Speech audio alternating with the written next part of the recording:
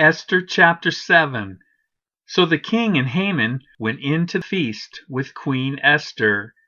And on the second day, as they were drinking wine after the feast, the king again said to Esther, "What is your wish, Queen Esther? It shall be granted you. And what is your request? Even to the half of my kingdom it shall be fulfilled." Then Queen Esther answered, "If I have found favor in your sight, O king, and if it please the king, let my life be granted me for my wish, and my people for my request. For we have been sold, I and my people, to be destroyed, to be killed, and to be annihilated. If we had been sold merely as slaves, men and women, I would have been silent, for our affliction is not to be compared with the loss to the king."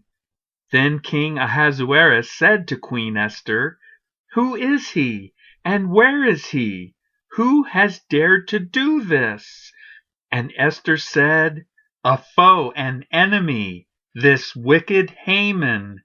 Then Haman was terrified before the king and the queen. And the king arose in his wrath from the wine drinking and went into the palace garden. But Haman stayed to beg for his life from Queen Esther, for he saw that harm was determined against him by the king. And the king returned from the palace garden to the place where they were drinking wine, as Haman was falling on the couch where Esther was. And the king said, "Will he even assault the queen in my presence, in my own house?" As the word left the mouth of the king, they covered Haman's face.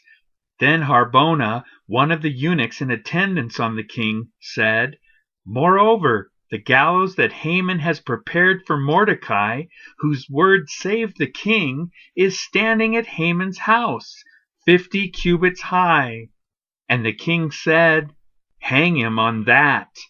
So they hanged Haman on the gallows that he had prepared for Mordecai. Then the wrath of the king abated.